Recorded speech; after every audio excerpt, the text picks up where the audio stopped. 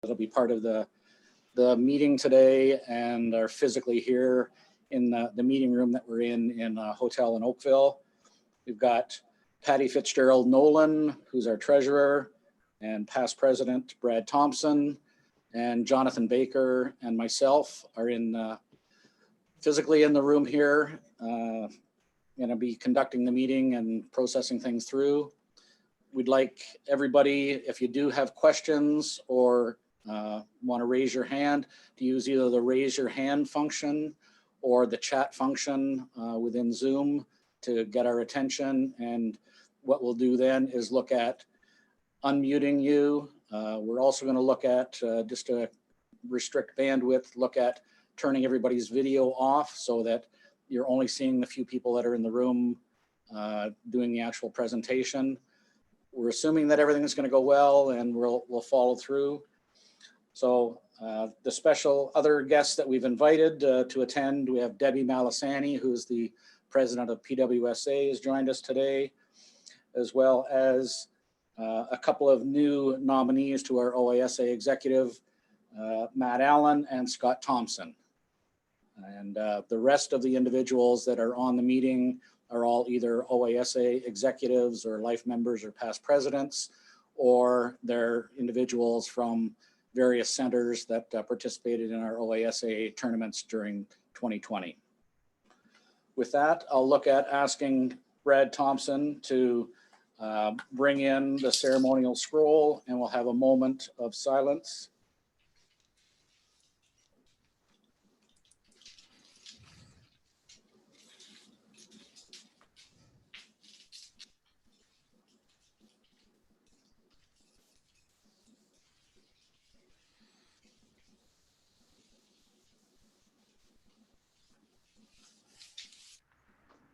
Okay, thanks, Brad.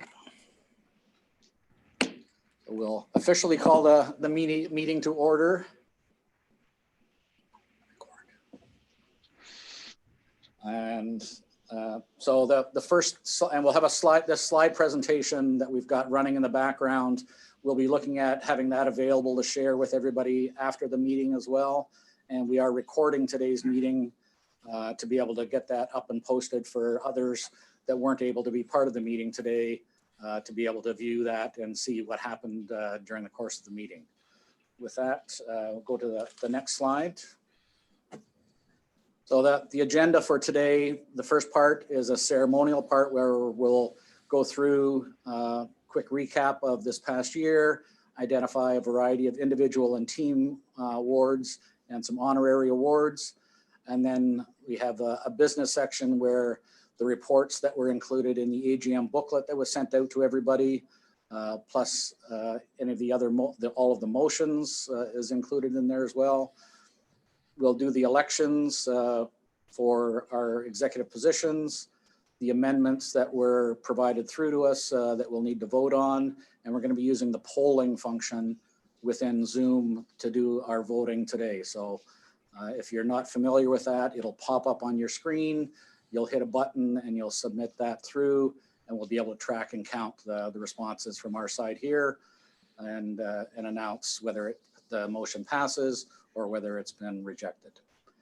And closing off at the end, we'll do a brief moment touching on what we know as we sit today on 2021 and open for any members' business, but hopefully we'll get through everything in somewhere between 60 to 90 minutes. At the longest is what I'm hoping that we'll be able to get through everything today. Okay, next slide. So 2020, as everyone knows, COVID-19 hit everybody across the world in March, and health and safety for everybody became the #1 priority, shutting down almost everything right across the board. Those that were able to try to play realize that we went through a few iterations of our return to play guidelines, and I'm sure that we'll be looking to do the same as we go forward, even for next year. We were able to allow the U14s, U16s, and U19s to compete, but there were no out-of-province tournaments that anybody was able to attend. All told, we had 18 teams affiliate, down significantly from the 108 that we had in 2019. As you see on the screen there, we had 8 teams competing in the U14 group up in Tara.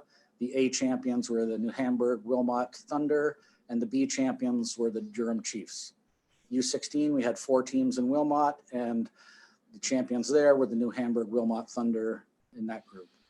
U19s, we had 6 teams competing in Drumbo that were split into 2 divisions of 3. Ivanhoe Storm were the A champions and Dutton Royals the B champions. The one other major thing that we were able to complete was our Team Ontario final selection camp was held in mid-August, and we were able to identify the 15 athletes that are going to represent us at the Canada Summer Games when they're going to take place. Brief update regarding Softball Canada. As you know, there were no Canadians Canadian championships that were held this year. Our junior men's national team that had done very well in November of 2018, or 2019, I should say, was able to go to the World Baseball WBSC World Championships in New Zealand in February. There was 11 athletes from Ontario on that team. However, they placed 7th and weren't able to come home with a medal for us. The senior men's national team had all of their activities canceled throughout the year, so they weren't able to get on the field at all. One of the other things that came up with the Softball Canada was a decision to look at increasing the championship fees for Canadians up to $850 per team from the $750 per team that it has been the last couple of years. There were a couple of rules and other updates that I wanted to share with you. The rule book for 2019 and 20 is going to be used for 2021, and then a new edition is going to be used or created for 2022 and 2023. That is going to follow more of the WBSC format while still maintaining all of our Softball Canada unique rules. One of the other things that happened was typically the Softball Canada rule changes have been in place for at least 2 years before being able to be reversed. That was up to 3 years based on discussion with all the provinces and a vote on that. There were 3 new directors that were voted in: Bob Stanton, Brooks Penrod, Jake DeWitt were elected as brand new, and Andrea Wolf and Jackie Duggar were returned as existing members of the board of directors. The question that had come up in the fall regarding the proposed age change has been moved over, and there's a committee of individuals that are reviewing all the content and the information for that.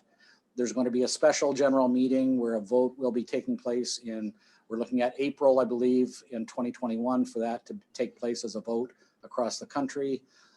My understanding as well is that they're looking to get a survey together that'll be distributed in December across the country to try to get additional input beyond the committee that's working on that right now. Moving on to the individual athlete awards. Proud to look at announcing, if we can go to the next slide, please, the award winners that were handed out at the various tournaments that we did hold. We had both pitching awards and MVP awards named after a variety of our previous executives or pitchers. In the U14s, Keaton Bartlett from New Hamburg won the Ron Taylor. Cohen Christener won the Gil Reed for the U16 pitching, and Kurt McCann won the U19 Barry Ellerbeck Award. In the MVP category, Rylan Cameron from Tara Twins won the U14, Jake Durer from New Hamburg, the U16, and Kurt McCann, the U19 MVP award. So congratulations to those individuals. They would have received their awards at the tournaments. As well, OASA is proud to be able to offer scholarships that combine both athletic ability and community effort, as well as schoolwork and their educational side of things. This year, there are 3 recipients that we're announcing today. All of these individuals have been contacted and advised of it. But one of the things for all of the awards that we're doing today is, while there won't be anything in person happening today, we will make sure that we get the actual awards into those individuals' hands. likely at a ceremony of some kind that'll take place hopefully in 2021, where we'll be able to present that to them in person and recognize them. So the first scholarship award winner announcing Elijah Brahani from the Ivanhoe Storm U19 team. As you can see there, he's currently attending Wilfrid Laurier, and a small snippet of some of the information relating to Elijah and how he's contributed both on the field and off the field and academically. Next winner that we have announced is Conor Sloane. Here again, he played with the 2020 U19 KW Twins and is attending Western University, and some of his accomplishments that garnered him to be able to receive the scholarship award during this year from us. Next. Third one that we have is Isaiah Whetstone, who played for the 2019 U23 New Hamburg Mustangs and is attending Wilfrid Laurier, working on his Bachelor of Education. He already has a Bachelor of Kinesiology and some of his accomplishments there. One of the other things, I guess, to mention regarding the scholarships for this year, because we did not have a full slate of teams and divisions, we expanded the eligibility for 2020 scholarships to include individuals who had played in 2019 and 2020. So you may wonder why we're recognizing a player from 2019 who didn't necessarily play in 2020. That's part of the reason why. And Softball Canada as well offers 4 awards. These are in the process of being announced, but one of those 4 awards went to Thomas Baker, played with the 2019 U19 Kitchener-Waterloo Twins, who's receiving a Claude Deschamps Award and scholarship from Softball Canada. And it's certainly nice to see, our athletes recognized on a national basis as well as one of those 4 individuals from across the country. Each year we try to recognize an association that has gone above and beyond and contributed to OASA and the sport in their area in the province. This year we're proud to announce that the award winner for the association award is Terra Minor Softball. And Heather Zettel is on the call today, or on the meeting today. Our congratulations go out to Heather and her executive. As you see some bullet points there, they've seen significant growth in the numbers of teams and players, and the efforts that they've done as an executive to contribute to developing the facilities and the players and the coaches and everybody has been exemplary. And we're recognizing the Terra Minor Softball Association for their efforts in getting the association award for 2020. Congratulations, Heather. Thanks. Thanks. Thank you, OASA. As well, within OASA, we nominated and are recognizing and adding a member to our life membership group. And that individual is somebody who has been sitting around our table for a number of years, Hub Furman, who was a president in 96 and 97, and he's been active on the OASA executive in a number of different capacities, since 1986, playing, coaching, managing, and involved with a number of different teams across the years. So congratulations, Hub, on becoming a life member. We also have a Hall of Fame that we created a few years ago. That's a virtual Hall of Fame where we have the inductees showing on our website. And this year, we're proud to announce that we have 2 individuals and 1 team that we're inducting into our Hall of Fame. The first nominee, or first inductee that we're bringing into our Hall of Fame is Al Harrison. Al, as you can see from the list of accomplishments on the screen there, has been a life member since 2005, a previous past president, Fever Award winner on the executive, Softball Ontario. He's done so many different things, contributed, and he's still contributing, sitting around our OASA executive table with his insight and advice on various things. Congratulations, Al, on being inducted into our OASA Hall of Fame. Next, another individual who's got a long, long history with the OASA, Mike Goodrich. He's been a life member since 1998. He was a president in 89 and 90, also a previous Fever Award winner. Mike as well is very active and engaged in our OASA executive, always has contributions to the discussion to help us along the way, adding his insight and value across the board, no matter what the topic is. Congratulations, Mike. And the team that we've inducted for this year is a team from down in the Hamilton area, the McKinnon Max. This team accomplished something that I believe, from my understanding, is the only team that has ever won 2 OASA provincial championships in the same year. They won the intermediate industrial provincial championships from 66 through 69, but as well in 1969 won the intermediate A provincial championship. And they certainly celebrate and recognize that. As you can see, for 50 years now, they've continued to gather after Thanksgiving to celebrate and remember those days and those times. So congratulations to the McKinnon Max. The next award is something that we have that is awarded to an individual that the award itself actually is in memory of Frank Fever, who was the OASA secretary from 43 to 56. Frank was very dedicated in service and devotion, and has made his contributions, played a major role in the expansion and development of the game of softball. This award was first introduced in 1972 and is presented annually to a player, official, or officer of any league or association who, in the opinion of the Fever Award Committee, has made an outstanding contribution to the game of softball. This year's award winner, we're pleased to announce, is Scott Searle, who is the current Team Ontario head coach, and he's also a member of the Softball Canada Board of Directors and sits on their coaches committee. He's a master coach developer. He's a certified level 4 coach. He's coached youth, he's coached adults, male, female, competitive university, ISC teams. And in his day job, you know, Scott is a teacher in Ottawa with a master's degree, and he's working on a second master's degree. Scott, certainly for anybody who has ever met him, is engaging and enthusiastic, and certainly, you know, you will immediately take to him if you do meet him. So congratulations to Scott on receiving recognition as the Frank Fever Award winner for OASA for 2020.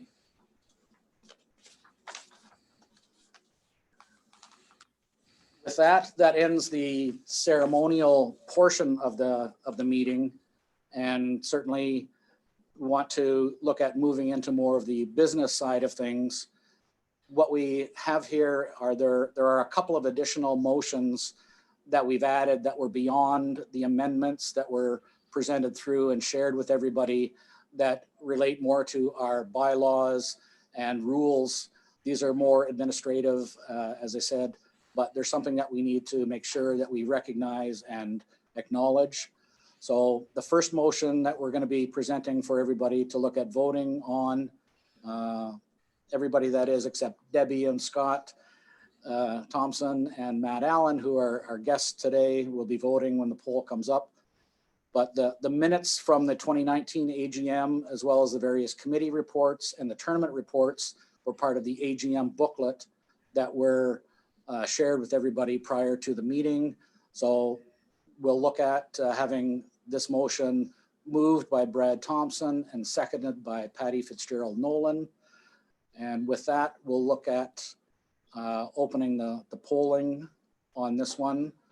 So if you can go in and click on either approving, rejecting, or abstaining for this poll. Each of the polls, as we go through this, we will keep open for approximately 60 to 90 seconds to allow you to answer through that. A number of these polls will need just 50% plus one. Some other ones for our bylaws will need 2/3 majority in order to be able to pass the motion. So we'll leave this poll running for a little bit longer. We see most of the votes have come in. If you haven't done that, you can have a look at that. If you do have any questions on the polling process or whatever, if you can either raise your hand or put a note in the chat box, and we'll get somebody's attention, and we'll look at allowing you to either ask your question, or if you want to ask that within the chat function.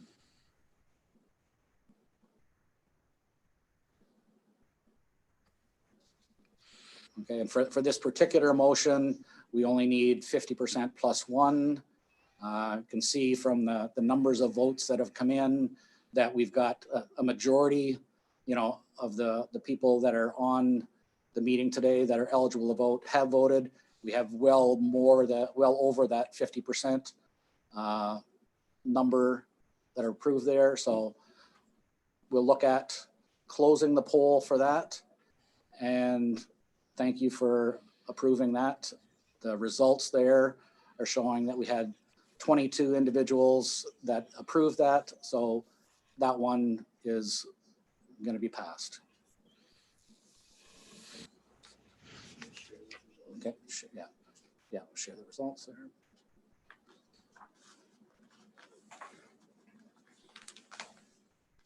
Okay, so there's the results showing as far as the number of votes and the percentage approved. So that motion is passed. The next motion that we have is another one from a business standpoint.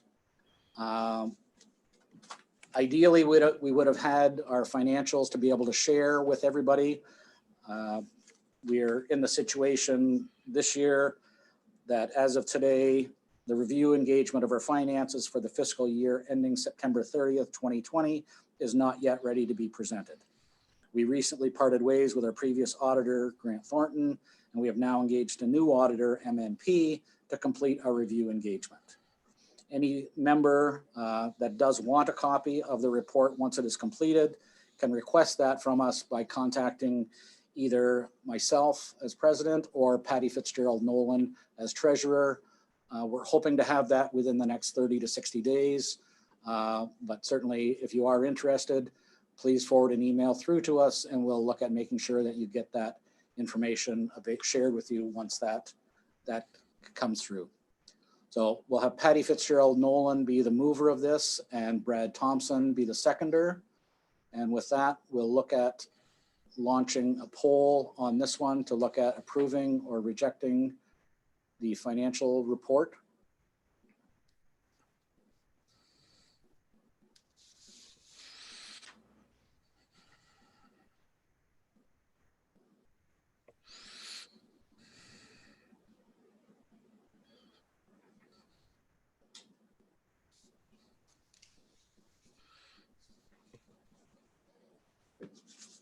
Yeah, the votes are coming in there. We're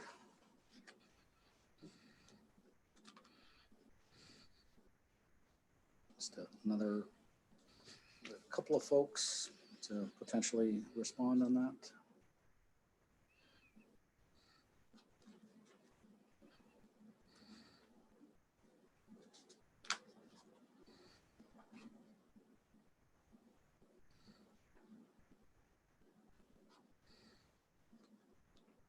Okay, we'll look at closing that poll and being able to show the results for that.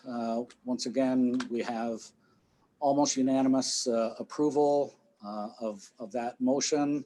One individual abstained. Can appreciate not seeing what the financials are, but let me assure you that, you know, with the way things went this year, we didn't have a lot of revenue, but we didn't have a lot of expenses either. So we didn't spend a lot of money and have to dip into our reserves to spend a lot of money to keep us going.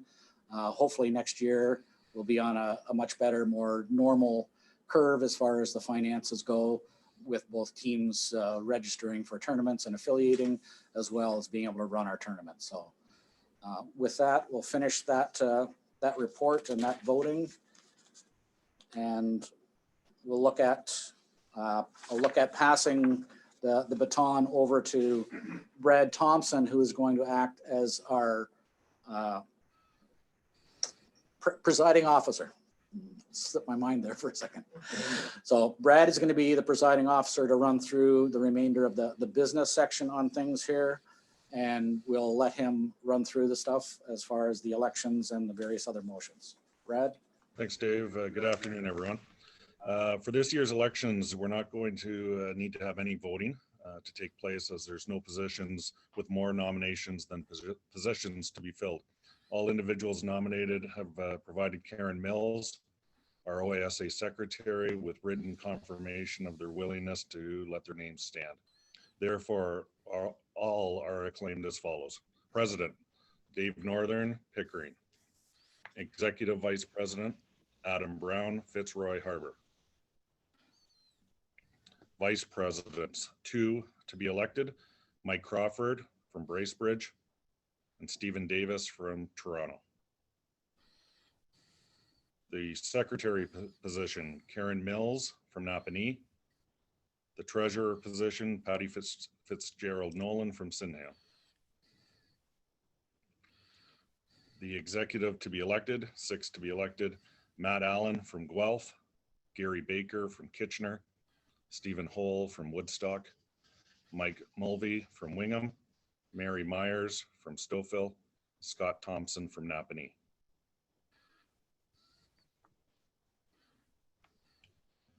Okay, our first motion to approve the OASA 2020-2021 executive and executive elected as acclaimed. It is moved by Brad Thompson, seconded by Patty Fitzgerald Nolan.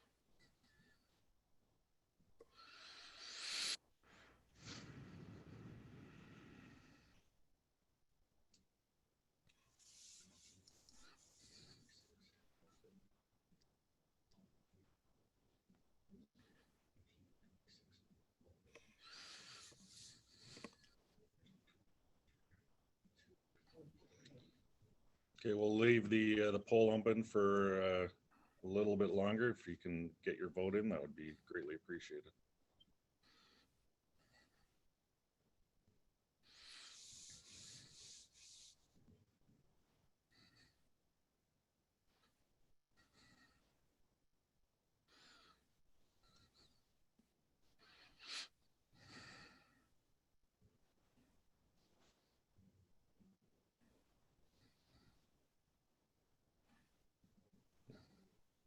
Okay, we'll close the voting.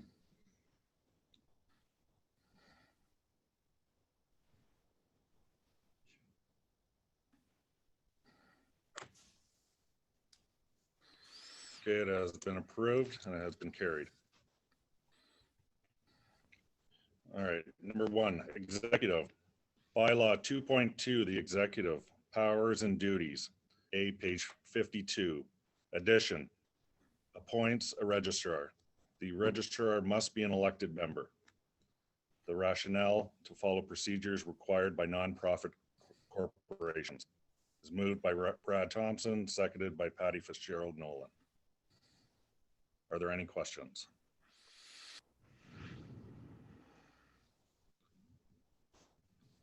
Seeing none, we'll put up the vote. Sorry.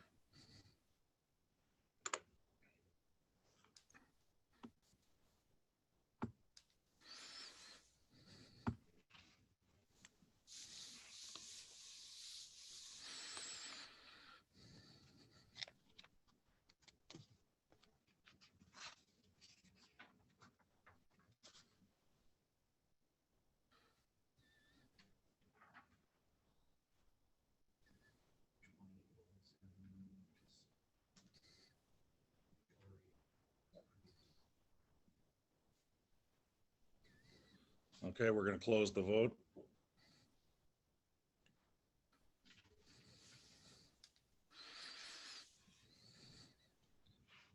Okay, we have 100% approved. The motion's carried.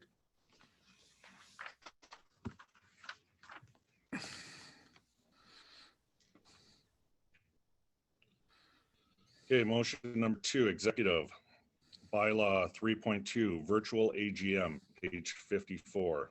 Addition, the annual general meeting may be held virtually if, in the opinion of the executive, it is deemed more appropriate than holding an in-person meeting. All of the same core functions that take place at an in-person meeting be performed to ensure that elections, motions, and procedures take place. The executive will advise the membership as far in advance as possible that a virtual AGM is to take place. The rationale to allow the AGM to take place when an in-person AGM is not possible, for example, during a pandemic, is moved by Patty Fitzgerald Nolan, seconded by Brad Thompson. Any questions?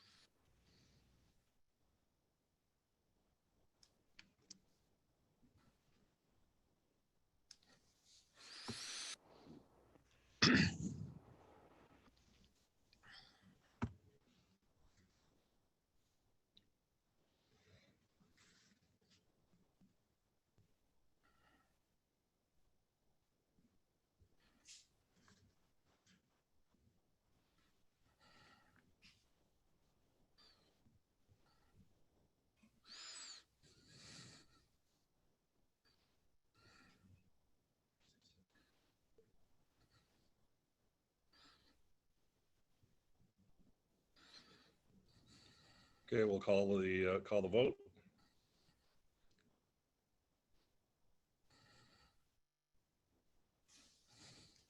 Okay, the motion has been carried.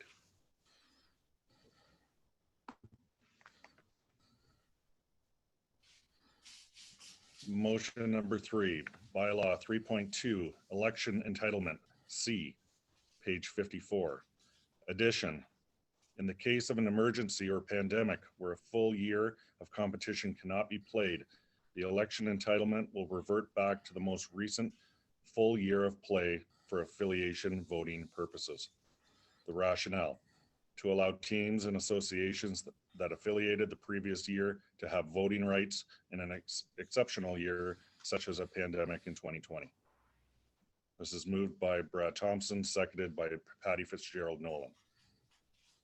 Are there any questions?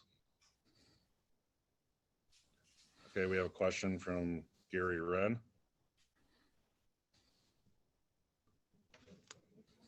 Brad, when you say a full year, is that like a full slate of competition? If you want to, yes, it would be a full slate. Is that a better word than a full year? I had trouble hearing him there. Yeah. So Gary, can you just repeat that, Gary? Is it better to say a full slate of competition rather than a full year?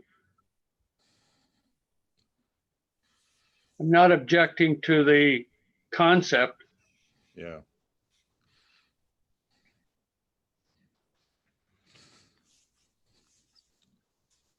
I think in regards to a full slate versus a full year, the intent of it would be that that all of the teams that had played,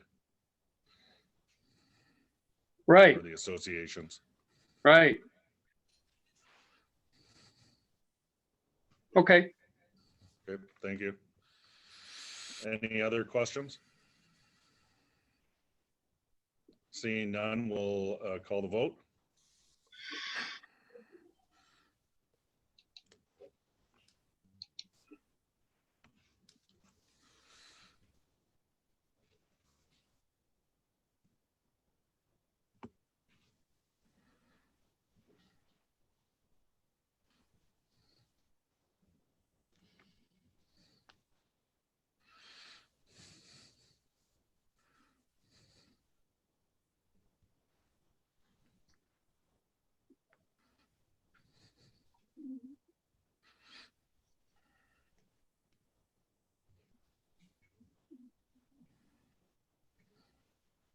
Okay, we'll call the vote.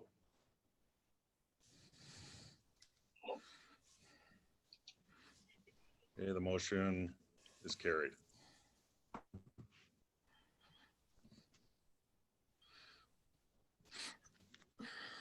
Motion 4, executive. Bylaw 3.3A, voting procedure, page 54. Revision. The presiding officer may proceed with elections of officers interspersed with amendments while ballots are being counted for the election of president, the executive vice president, the vice presidents, 2 of them, secretary, treasurer, and 6 additional positions. When there are multiple candidates for a position, each candidate is allowed a maximum of 1 minute to speak to the delegates. The rationale to allow all candidates an opportunity to speak when voting is to take place. It is moved by Patty Fitzgerald Nolan, seconded by Brad Thompson. Are there any questions?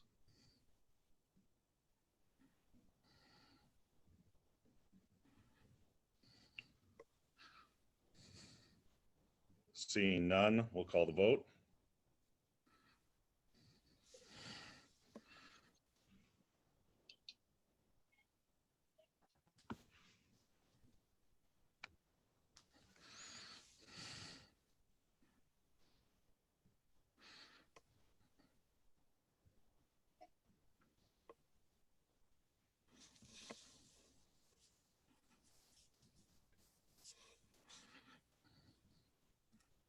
Okay, we'll close the polling.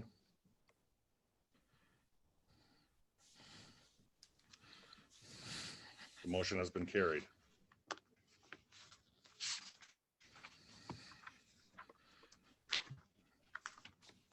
Motion number 5, executive, bylaw 3.5, order of business. A, ceremonial section 7, page 56. Addition, the president recognizes perfect games, no hitters, pitching awards, and MVP award winners. Rationale, to include recognition of MVP winners. Moved by Brad Thompson, seconded by Patty Fitzgerald Nolan. Any questions? See none, we'll call the vote.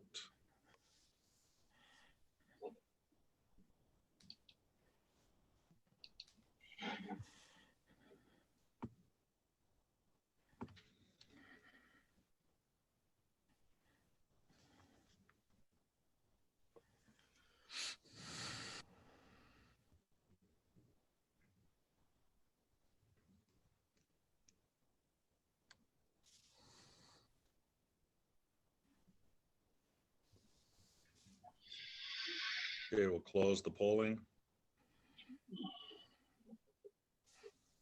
Motion has been carried.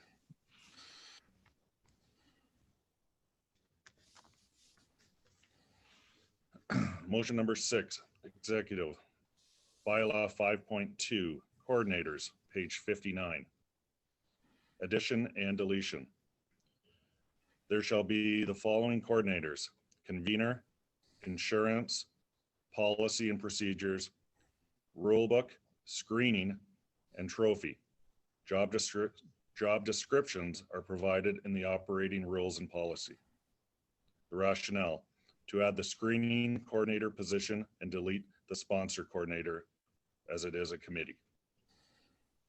Moved by Patty Fitzgerald Nolan, seconded by Brad Thompson. Are there any questions?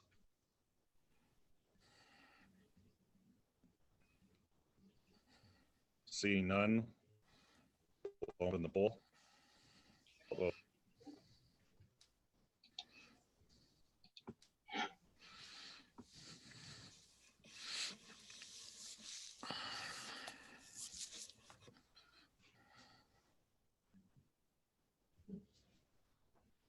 Okay, we'll close the polling.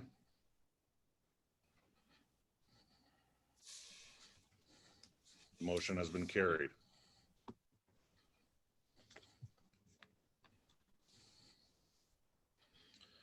Number 7, executive. Operating Rule 7.2, elimination tournaments. C, Softball Canada Championship tournament fee. 2, page 77. Addition, any senior, intermediate A, or master's team indicating that they wish to compete at a Canadian championship must pay a $2,000 bond fee in advance of the Softball Canada deadline for OASA to confirm participation numbers. The rationale, to indicate a firm commitment by the team to participate, as OASA is fined if a team withdraws after the confirmation of participation deadline, 8.E. It's moved by Patty Fitzgerald Nolan, seconded by Brad Thompson. Are there any questions?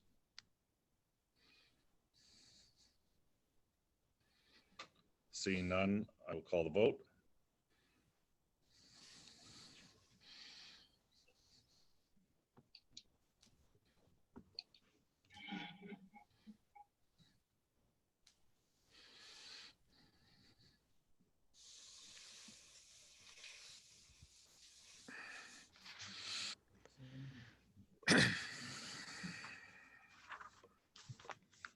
Okay, we'll close the poll.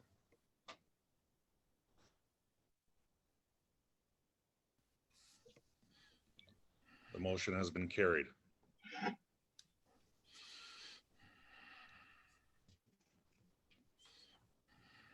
Motion number 8, executive, operating rule 5.2, certification A, page 70, revision.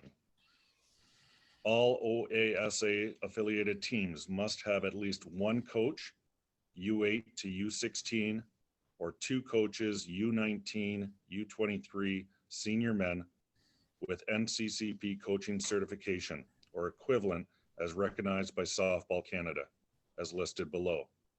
I, U8, learn to coach, trained, or competition introduction weekend 1. 2, U10, community coach trained, or competition introduction weekend 1. 3, U12, community coach trained, or competition introduction weekends 1 and 2. 4, U14, U16, competition introduction certified, weekends 1, 2, and on-field evaluation. And 5, U19, U23, and senior men's, competition introduction certified, weekends 1, 2, and an on-field evaluation. The rationale, to provide a more gradual progression of coach development for coaches as players move through each age group. It's moved by Brad Thompson, seconded by Patty Fitzgerald Nolan. Any questions?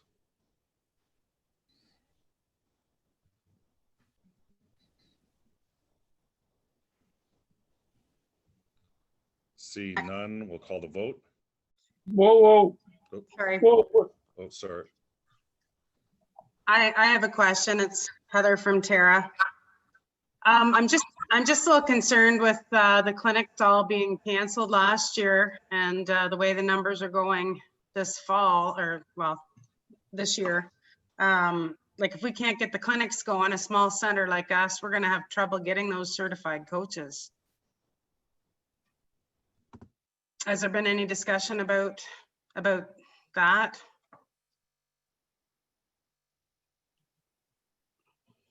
Yeah, certainly, Heather, we recognize that the fact that there were a number of clinics that were canceled last year that were originally scheduled, and a lot of the coaches weren't able to get their full training completed. This is our going in position, assuming all things are happening as normal.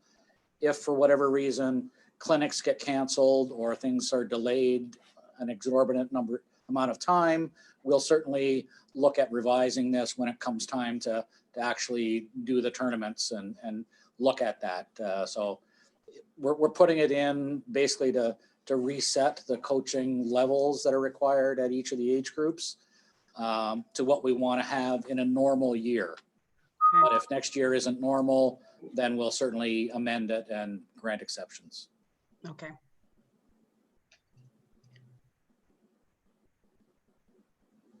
Any other questions?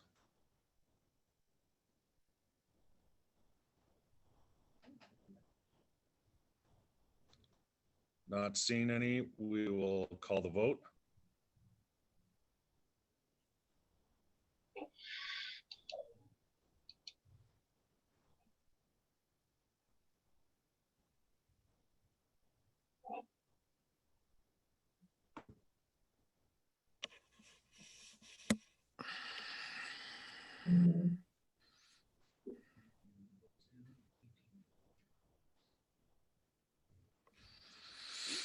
Okay, we'll close the poll.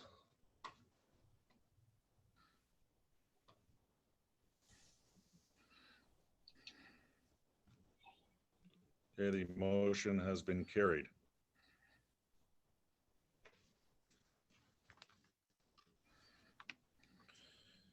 Motion number 9, executive rule variation chart, BATS, page 88.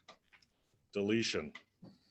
In all sanctioned OASA tournaments, bats must be checked and an OASA approved sticker be placed on the bat to be used in tournament play.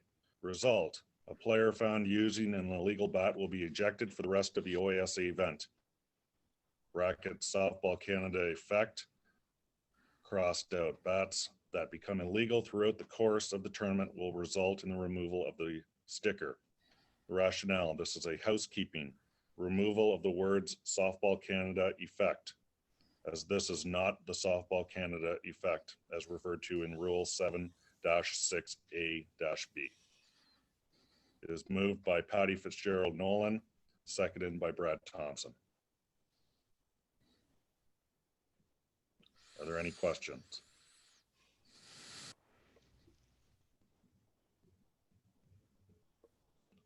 Without seeing any, we'll call the vote.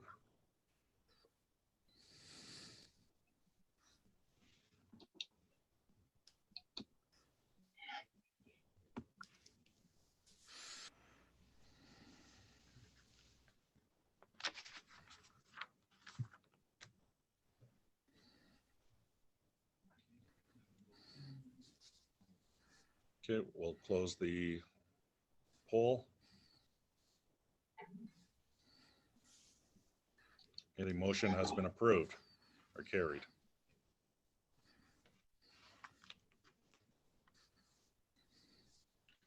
Motion number 10, executive rule variation chart, time limit, page 93.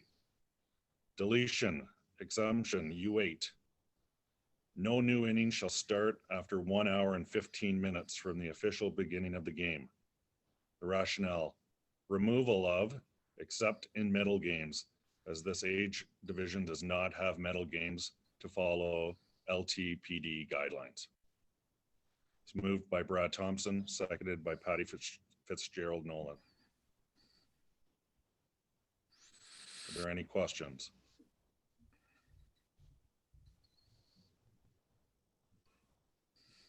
Seeing none, we'll call the vote.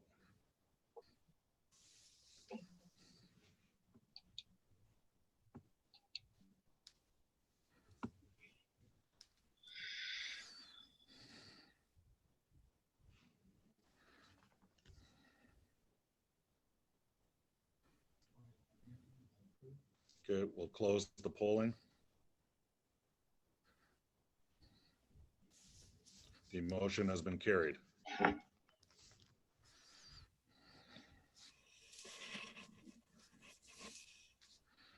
Motion number 11, executive. Fee schedule, page 122.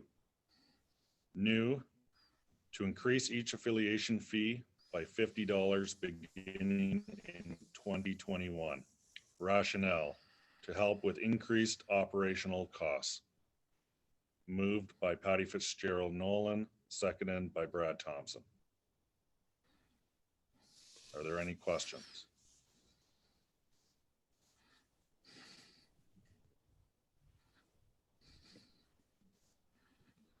Seeing none, we will call the vote.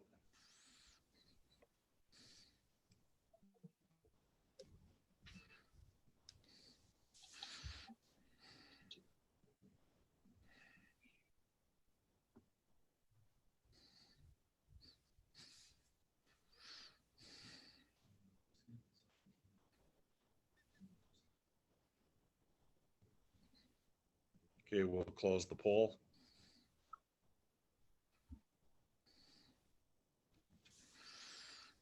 The motion has been carried.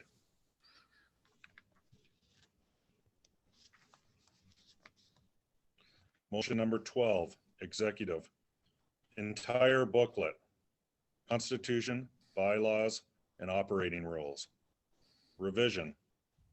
To revise the wording of the Constitution and bylaw book to be inclusive of gender terminology throughout. Rationale, housekeeping. Moved by Brad Thompson, seconded by Patty Fitzgerald Nolan. Any questions? Seeing none, we'll call the vote.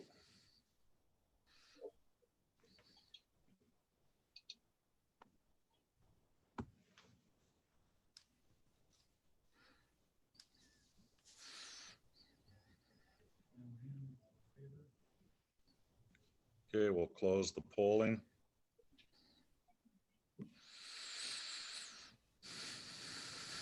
The motion has been carried.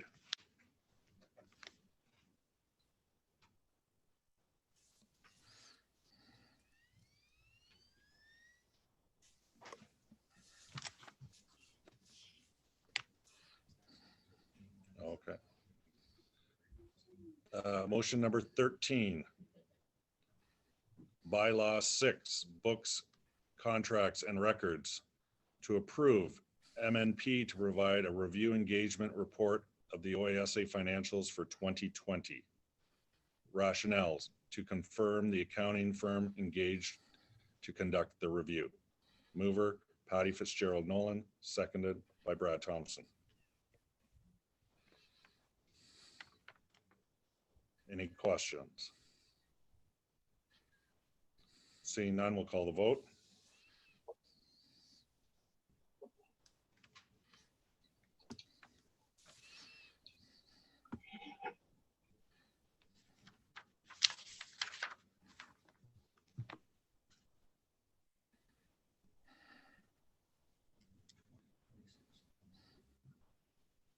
Okay, we'll close the poll.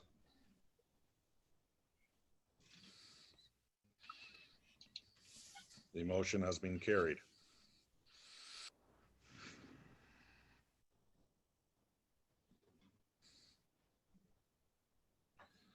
Motion number 14, to elect the following 3 members to represent the OASA on Softball Ontario Member Association Council. Dave Northern, Patty Fitzgerald Nolan, and Adam Brown. The rationale to confirm OASA's Softball Ontario representatives. Moved by Brad Thompson, seconded by Jamie Simpson.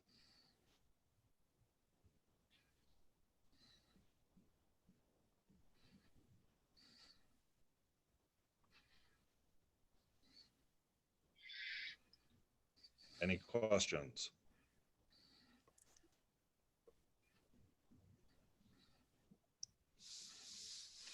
Seeing none, we'll call the vote.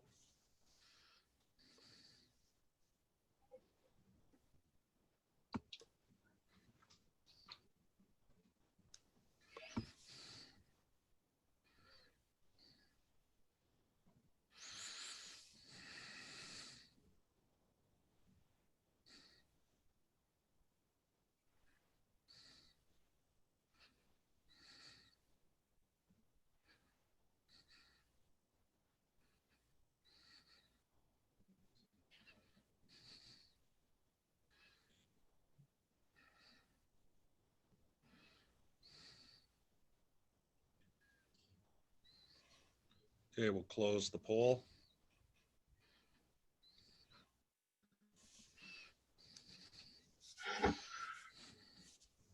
Motion number 14 has been carried.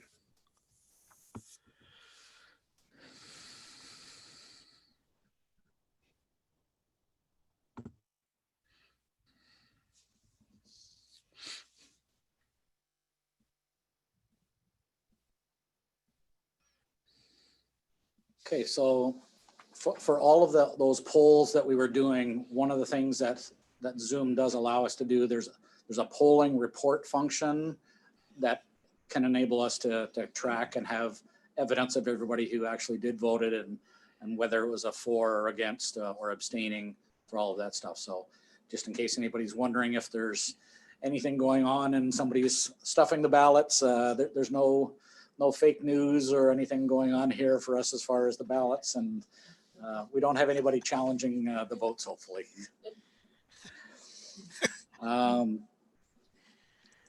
One of the things that happens with our OASA executive is there are 2 individual positions that are identified each year, or every other year, I should say, because these positions are for 2 years, where the past presidents nominate 2 individuals to sit on our executive ex officio, basically, as an honorary president and honorary vice president.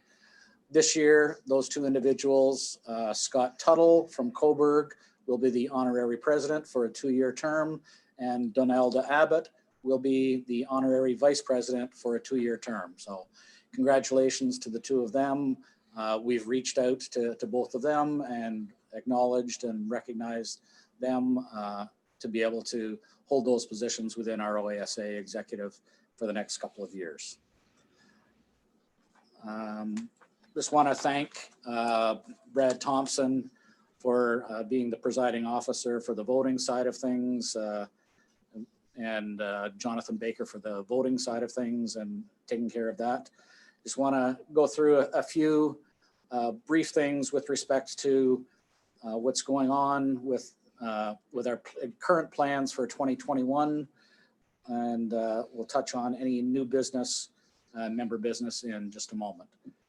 So first off, I want to thank all 2020 volunteers, coaches, sponsors, the ministry, executives, umpires, anybody who contributed to trying to help us, put a ball game on the field and make things happen during this past year. Want to welcome the couple of new executives to our executive, and I'm looking forward to working with them and continuing to develop and promote the game on our side. Certainly as we go into next year, COVID-19 and the status of that is going to dictate or drive whatever we're going to be able to do or not do. And that's going to be a moving target that we're going to have to monitor and keep watch on over the next several months going into next year. Hopefully the positive news that's come out over the last week or so about the vaccines that are getting initial, positive good results, will hold true and be able to help us even more go through and get back on the field and back to a more normal world as we knew it before. Certainly, we're going to continue to look at increased online resources for our players and coaches and everybody.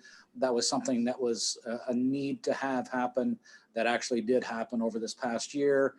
There were multiple webinars and courses and clinics and stuff, and we'll certainly look at doing a similar kind of thing going forward for next year and ongoing.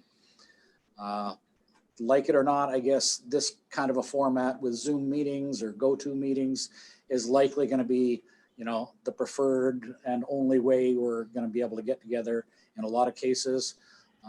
So everybody is going to get real familiar with this as we go forward. A couple of other things from an overall kind of standpoint: the Ontario Summer Games that were originally scheduled for 2020 have been moved to July of 2021 in London, same time frame at the end of July. The Canada Summer Games that were originally scheduled for 2021 in the Grimsby, Niagara area have been moved out a year to August 2022. So our Team Ontario players are going to have an additional year to be able to work through and develop their individual skills and hone their abilities to be prepared for that. As I mentioned earlier, the Softball Canada age vote is something that's going to be happening. We're expecting in the spring of next year. If so, that would take effect for the 2022 season that we're looking at. So it wouldn't be something that has to be worried about for teams looking to play in 2021. So those are the main main kind of highlights or bullets as far as preparing for next year. I guess we've got posted our OASA tournament dates that we're looking at. We've had a number of centers submit their bids for that. We're holding off on awarding the majority of those until we get into the new year, into the January, February, March kind of timeframe to see how things look at that point in time.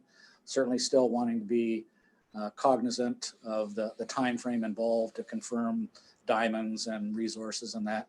So we'll make decisions on those as early as we can into 2021. There are 2 tournaments that were awarded previously by Softball Canada for Canadians. CARP was scheduled to do the U23s, and Wilmot was awarded the U14 Canadians. Obviously, we'll have to wait and see if the COVID-19 and the pandemic allows those things to happen as they roll through. There've been discussions with Softball Canada and those organizations and ourselves about what ifs, and we'll have to make the call on those as we go forward in early into next year. So those, like I say, are the kind of the overall plans that we have from an OASA executive. We'll be monitoring things and meeting regularly from an executive standpoint. If anybody is interested in participating in any of our committees or helping us out in any way, by all means, reach out to anybody on the executive to put your name or your hand forward to help out on things. And with that, I guess I will look at opening up if there's any members business that anybody has that they want to bring up. If so, either put in the chat or raise your hand if you want to be unmuted to make a comment or two.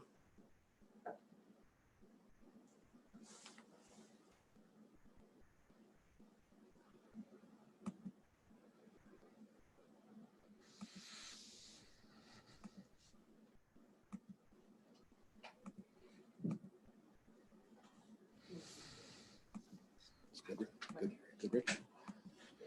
Mike Goodrich.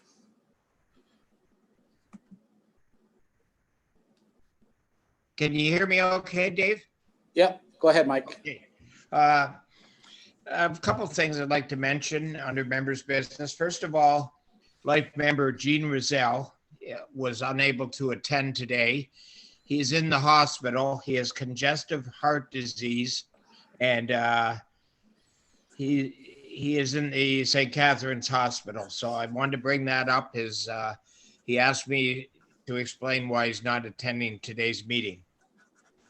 A couple other things quickly. I'd like to congratulate my fellow executive member Al Harrison on his Hall of Fame induction, especially congratulations to Hub Fearman on his life membership and to Scott Searle on his Fever Award. Scott Thompson, Matt Allen, welcome. I know both you guys, and you'll be good additions to the OASA. It's good to see new blood on the executive. And finally, on a personal matter, I'd just like to very, very much thank the OASA for nominating me into the OASA Hall of Fame. It's for me, it's a tremendous honor. I've been in the game of softball 45 years, and it's a labor of love. It's not a job. I've enjoyed it immensely. I've met some fantastic people right across Canada and, for that matter, North America, because through the game of fastball. It's a game I love. It's a game that's near and dear to me. And I very much thank everyone for my nomination in the Hall of Fame. I'm very humbled. Thank you. Thanks, Mike. Anybody else want to raise anything under members' business?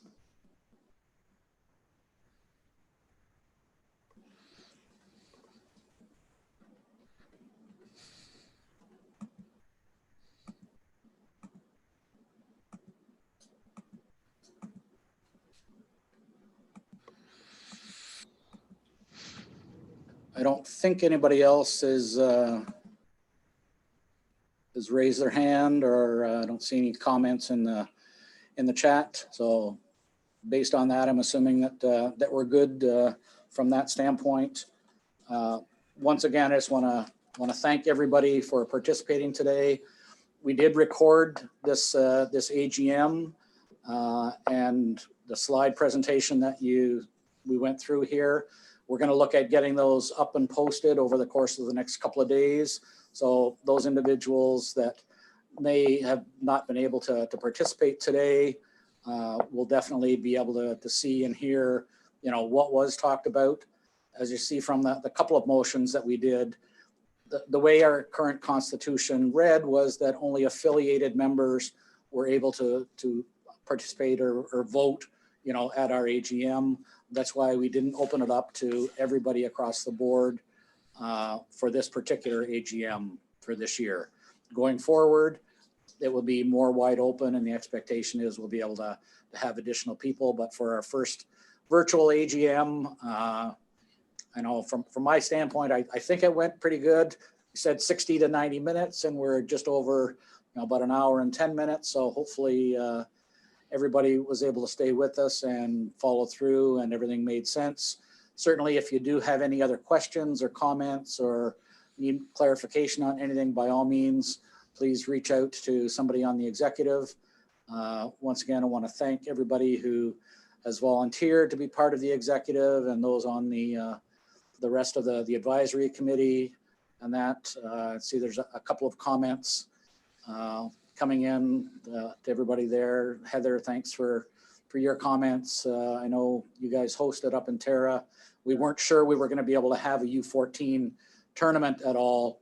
And then Tara came forward, as we were having those discussions and able to step forward. And certainly that's part of the recognition for your association award as well. And definitely want you to pass that on to the rest of your executive as well. With that, we'll look at a motion to adjourn today's meeting. If there's no other comments or questions from anybody, and we'll have that motion moved by Brad Thompson. And with that, we'll officially look at closing our 2020 OASA AGM. Thanks very much, everybody. Stay safe, and we'll see you soon. Thank you. Thanks, David. Thank you. Thanks, guys.